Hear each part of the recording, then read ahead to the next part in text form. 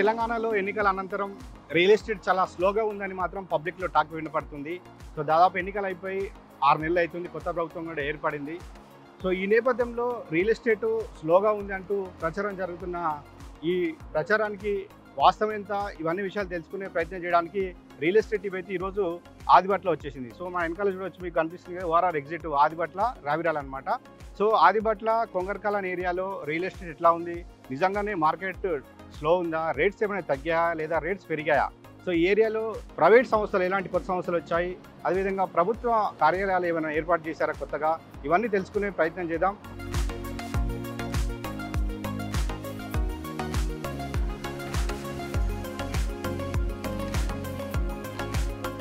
Road దిగగానే ఇప్పుడు మనం చూస్తున్నాం కదా ఆదిబట్ల జంక్షన్లో ఉన్నాం. కరెక్ట్ ఆదిబట్ల ఈ నుంచి 3 కిలోమీటర్స్ ఇటు వెళ్తే కొంగరకాలన్. సో ఇది మనం ఔటర్ రింగ్ రోడ్కి కింద జంక్షన్ అనమాట ఇది. సో ఇక్కడ యూటర్న్ తీసుకుంటే ఇక్కడ నుంచి మనం వెళ్ళిపోవచ్చు. సో ఇక్కడ చూద్దాం, మనం ఇక్కడ ఆల్రెడీ రియల్ ఎస్టేట్ సంబంధించిన మార్కెటింగ్ పర్సన్స్ ఇక్కడ ఆల్రెడీ మార్కెటింగ్ చేస్తున్నారు. వాళ్ళు పట్టుకొని మీరు ఇక్కడ మార్కెటింగ్ చేస్తున్నారు ఏరియాలో? అవునండి, ఏరియాలో మార్కెటింగ్ చేస్తున్నాము. అచ్చా, ఎప్పటి నుంచి చేస్తారు ఏరియాలో? మేము ఈ ఏరియాలో దాదాపు 2 ఇయర్స్ నుంచి తిరుగుతున్నామండి. అంటే 2 ఇయర్స్ నుంచి ఇక్కడ రియల్ ఎస్టేట్ చేస్తారు? ఇక్కడ ఈ ఏరియాలో తిరుగుతున్నామండి. మార్కెటింగ్ పర్పస్ మన HMDA venture, HMDA open plots చేస్తుంటామండి. ఓకే. అంటే ఇప్పుడు ఒక చాలా మంది ఇప్పుడు ఏమనుకుంటారంటే గవర్నమెంట్ చేంజ్ అయిపోయింది, మార్కెట్ డౌన్ ఉంది, రియల్ ఎస్టేట్ లేదని ప్రచారం జరుగుతుంది. మరి దాని గురించి మీకు అర్థమవుతుందా, నిజంగా మార్కెట్ స్లో ఉందా ఇక్కడ? మాకు ఉన్నటువంటి అవగాహన ప్రకారం మార్కెట్ స్లో అంటే పెద్ద ఎలక్షన్ ఎఫెక్ట్ కూడా ఏం లేదంటే, కాకపోతే ఎలక్షన్ టైంలో కొంచెం క్యాష్ రొటేషన్ ఇదంతా ట్రాన్సాక్షన్స్ ప్రాబ్లం ఉంటాయి కాబట్టి దానివల్ల క్యాష్ బయట వెళ్ళక కొంచెం స్లో అయినట్టు అగుపడుతుంది. కానీ మ్యాక్సిమం హెచ్ఎండిఏ వెంచర్స్ అంటేనే ఎక్కువ బ్యాంక్ లోన్స్ ఇలాంటి ప్రొవిజన్స్ ఉంటాయి కాబట్టి సేల్స్ పరంగా కొద్దిగా స్లో ఉన్నప్పటికీ కూడా సేల్స్ అయితే పెద్దగా ఏం పడిపోలేదండి.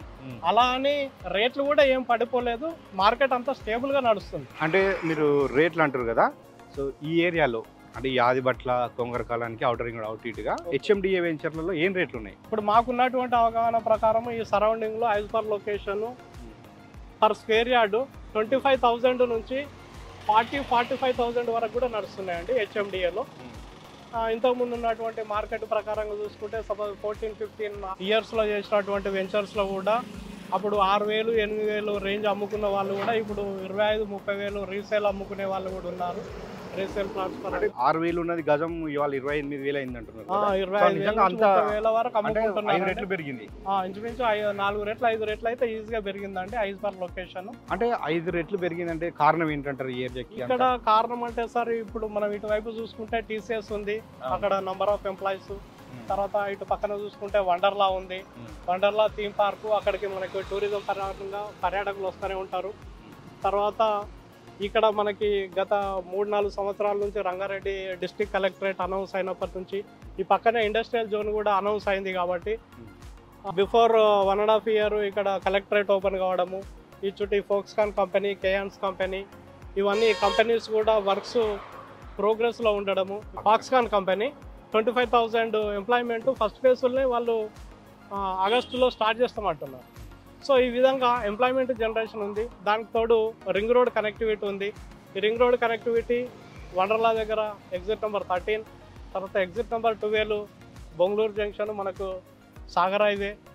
ఈ రోడ్ కనెక్టివిటీ వల్ల ఇక్కడ నెంబర్ ఆఫ్ ఎడ్యుకేషనల్ ఇన్స్టిట్యూషన్స్ కూడా ఇక్కడ ఎక్కడైతే మనకు పీపుల్ ఎక్కువ లివింగ్ అవుతున్నారు కాబట్టి డిస్ట్రిక్ట్ సరౌండింగ్ నుంచి వచ్చే వాళ్ళకు కూడా కన్వీనెంట్ ఉండడం కోసం ఎడ్యుకేషనల్ ఇన్స్టిట్యూషన్స్ కూడా నియర్లీ ఒక 12-16 వరకు స్కూల్స్ కావచ్చు, జూనియర్ కాలేజెస్ కావచ్చు, రింగ్ రోడ్ సరౌండింగ్లోనే కొంగరకాలన్, బొంగళూరు జంక్షన్, మనకి ఆదిబట్ల ఈ సరౌండింగ్లో మనకి ఎక్కువ కూడా ఎడ్యుకేషనల్ ఇన్స్టిట్యూషన్స్ ఫోకస్ అయినాయండి.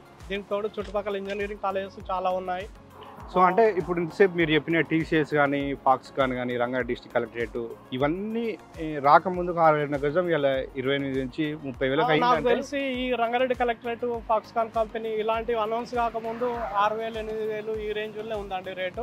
ఇప్పుడు ఇవి అనౌన్స్ అయిన తర్వాతనే మనకి రేటు కూడా చాలా హైక్ అయింది. అంటే ఇప్పుడు కొత్తగా ఇప్పుడు వేస్తున్న హెచ్ఎండిఏ వెంచర్ వేస్తున్నటువంటి హెచ్ఎండిఏ వెంచర్లలో అప్రాక్సిమేట్ 30,000 అయితే కంపల్సరీగా ఉందండి. 30,000 నడుస్తుంది ఏరియాని బట్టి. 25 నుంచి 35, 40 వరకు అంటే కూడా ఇప్పుడు ఇది నడుస్తుండే outer ring రోడ్ road లా- కనెక్టింగ్ బట్టి. ఔటర్ రింగ్ రోడ్ లో కొంత భాగం ఉంది, అవుటర్ రింగ్ outer రోడ్ కు side బయటకి కొంగరకాల అంటే బయట భాగంలో చెప్తారు, ఆదిబట్ల అంటే లోపల భాగంలో చెప్తారు. కాబట్టి మనకి లోపల భాగం అంటేనే ఆల్మోస్ట్ మనం సిటీలో కలిసి ఉన్నట్టు. అంటే బయట భాగం కలిసి ఉన్నా కూడా లోపల భాగం అంటే మనం రింగ్ రోడ్కు లోపల వైపు కాబట్టి కొంచెం రింగ్ రోడ్ లోపల ఇంకా మనకి ఎక్కువ డిమాండ్ ఉంటుందండి. కాకపోతే లోపల భాగంలో మనకి హెచ్ఎండి ఓపెన్ ప్లాట్స్ వెంచర్స్ అనేవి కొంచెం తక్కువ ఉన్నాయి. బయట భాగంలో మనకు ఓపెన్ ల్యాండ్ ఎక్కువ ఉంది కాబట్టి వెంచర్స్ కూడా బయట భాగంలో ఎక్కువ ఉన్నాయి. లోపల భాగంలో ల్యాండ్ అనేది కూలింగ్ తక్కువ ఉంటుంది కాబట్టి తక్కువ వెంచర్స్ ఉన్నాయి. అంటే నేను అంటే చాలా ఏరియాస్ మొత్తం తిరిగినప్పుడు అనిపించింది అంటే అన్ని ఎగ్జిట్ల కంటే ఈ ఆదిబట్ల ఎగ్జిట్ కు మన సాగర్ రోడ్ ఎగ్జిట్ కు మధ్యలో చాలా వెంచర్స్ ఉన్నట్టు కనపడుతుంది. అవునండి, ఇప్పుడు మీరు అబ్జర్వ్ చేసినట్టయితే అక్కడ నుండి ఇక్కడ వరకు అదే ఇప్పుడు మనం చెప్పుకున్నటువంటి ఇప్పుడు సపోజ్ ఆదిబట్లలో మనకి ఏరోస్పేస్ ఉంది, నంబర్ ఆఫ్ కంపెనీస్ ఉన్నాయి. లోపల సైడ్ ఉంది కదా ఏరోస్పేస్, ఆదిబట్ల విలేజ్ ఆనుకునే ఉంటుంది ఏరోస్పేస్ అనేది. ప్లస్ మనకి టీసీఎస్ అనేది కూడా ఆదిబట్ల కిందనే వస్తుంది. వండర్లా కూడా మనకి ఆదిబట్ల ఆనుకునే ఉంటుంది ఇంచుమించు.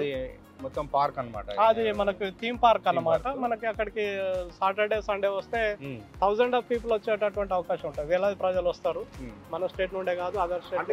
ఇప్పుడు ఆల్రెడీ పాత వెంచర్స్ ఉన్నాయి, హెచ్ఎండి వెంచర్స్ ఉన్నాయి కదా, ఇప్పుడు అవేనా కట్టుకోవడానికి వీలుందా? ఇప్పుడు కొన్ని వెంచర్లలో ఆల్రెడీ విల్లాస్ కడుతున్నారండి. కొన్ని పాత వెంచర్లలో కొద్దిమంది ఎగ్జిస్టింగ్ కస్టమర్స్ ఇల్లు కట్టుకోవడానికి ప్రయత్నం చేస్తున్నారు. కొన్నిట్లో అపార్ట్మెంట్లు కూడా కడుతున్నారు డెవలపర్స్ తీసుకున్న దగ్గర.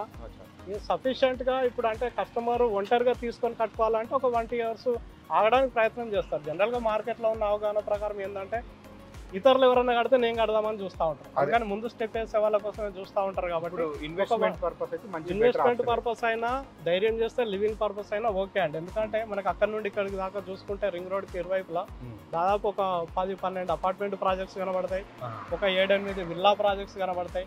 ఈ విల్లా ప్రాజెక్ట్స్ అనేవి కొన్ని ప్రాజెక్టులు ఇప్పుడు కంప్లీట్ అవుతున్నాయి, కొన్ని ప్రాజెక్టులు ఇంకో 1-2 years లో కంప్లీట్ అయ్యాయి. ఇప్పుడు అవి అయ్యేసరికి మనకి రింగ్ రోడ్ సర్కిల్లోనే thousands ఆఫ్ పీపుల్ మనకి లివింగ్ ఉంటారు. కాబట్టి ప్లాట్ కొనుక్కున్న వాళ్ళు కూడా 1-2 years లో ధైర్యం చేసి ఇల్లు కట్టుకోవడానికి. మీరు అన్నట్టు విల్లాస్ అంటారు కదా, సో విల్లాస్ కు రేట్ ఎంత? విల్లాస్ అప్రాక్సిమేట్ మాకున్న అవగాహన ప్రకారం అండి ఇప్పుడు కనీసము ప్రాజెక్టు స్టార్టింగ్ రేంజ్ని బట్టి 5,000 ఎస్ఎఫ్టీ నుంచి దాదాపు 7,000-8,000 ఎస్ఎఫ్టీ రేటు కూడా నడుస్తున్నాయండి.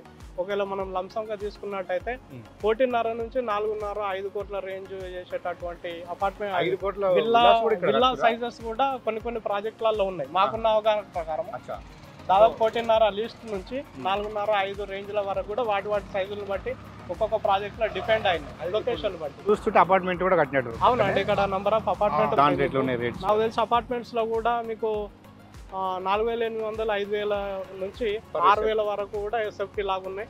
మీరు నారుగా మీరు లంసం పరంగా తీసుకుంటే 50 లక్షల నుంచి 70-80 లక్షల రేంజ్ అపార్ట్మెంట్స్ కూడా ఉన్నాయండి.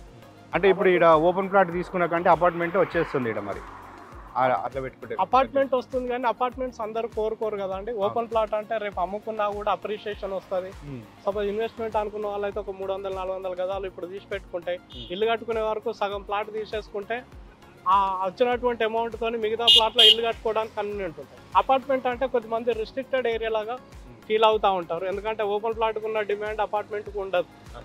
అంటే మనకు ఒక కమ్యూనిటీలో ఫిక్స్డ్గా ఉండాలనుకునే వాళ్ళు అపార్ట్మెంట్ చూస్ చేసుకుంటారు, లేదు ఫ్రీడమ్గా ఇండిపెండెంట్ హౌస్లో ఉండాలనుకునే వాళ్ళు ఓపెన్ ప్లాట్ చూస్ చేసుకుంటారు. అంటే ఈ ఏరియాలో ఇప్పుడు వెంచర్స్ చేస్తున్నారు కదా, మీరు కూడా మార్కెటింగ్ చేస్తున్నారు కదా, సో అంటే రీసేల్ ఎట్లుంది? ఒకవేళ కొన్నోళ్ళు మళ్ళీ ఎమ్మటి అమ్ముకోవడానికి అవకాశం ఉంటుందా? అంటే వాళ్ళకి కావాల్సినటువంటి అప్రిషియేషన్ రేట్ను బట్టి అండి. ఎవరైనా కూడా సపోజ్ ఈ రోజు కొని రేపు కొందాం, అమ్ముదాము, ఎల్లుండి అమ్ముదాం అనే రేంజ్లో ఉంటే ఇమ్మీడియట్లీ తొందరగా అప్రిషియేషన్ రాదు, అనుకున్న దానికి వర్కౌట్ కాదు. కాబట్టి అమ్ముకోవాలంటే కనీసం ఒక 2 నుంచి 5 సంవత్సరాలు వెయిట్ చేస్తేనే పెట్టినటువంటి పెట్టుబడికి అప్రాక్సిమేట్ అప్రిషియేషన్ వస్తుంది. కాబట్టి అది ఆ రకంగా ఆలోచించుకోవడం బెటర్ అండి. 2 to 5 years దాని మీద ఇన్వెస్ట్మెంట్ వెయిట్ చేస్తేనే బెటర్. సో మీరు చెప్పిన కంపెనీస్ కాకుండా ఇంకేమైనా కొత్త వచ్చే అవకాశం ఉన్నాయి ఏరియాలో? ఇంకేమైనా గవర్నమెంట్ ప్రపోజల్స్ ఉన్నాయి? ఇప్పుడు అయితే మనకి రంగారెడ్డి కలెక్టరేట్ అటు చుట్టూ మొత్తం అదంతా కూడా ఇండస్ట్రియల్ సెజ్ అంట.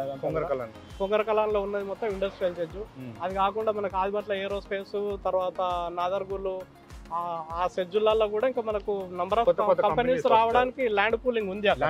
ల్యాండ్ ఉంది ఎందుకంటే సెజ్జులు కాబట్టి ఈ రోజు కాకుండా రేపైనా ఏదో ఒక కంపెనీకి గవర్నమెంట్ అనేది అలాట్ చేస్తుంది. కాబట్టి తప్పకుండా కంపెనీస్ వస్తాయి. కంపెనీ ఇప్పుడు అందరు కూడా సిటీ అవుట్స్కట్స్ అంటే వచ్చే ప్రశాంత వాతావరణంలో ఉండాలనుకుంటున్నారు. కంపెనీస్ కూడా సిటీ అవుట్స్కట్స్ ఇస్తున్నారు. ఇప్పుడు ఉన్నటువంటి గవర్నమెంట్ కూడా రింగ్ రోడ్ బయటనే ప్రిఫర్ చేస్తుంది కంపెనీస్ కాబట్టి.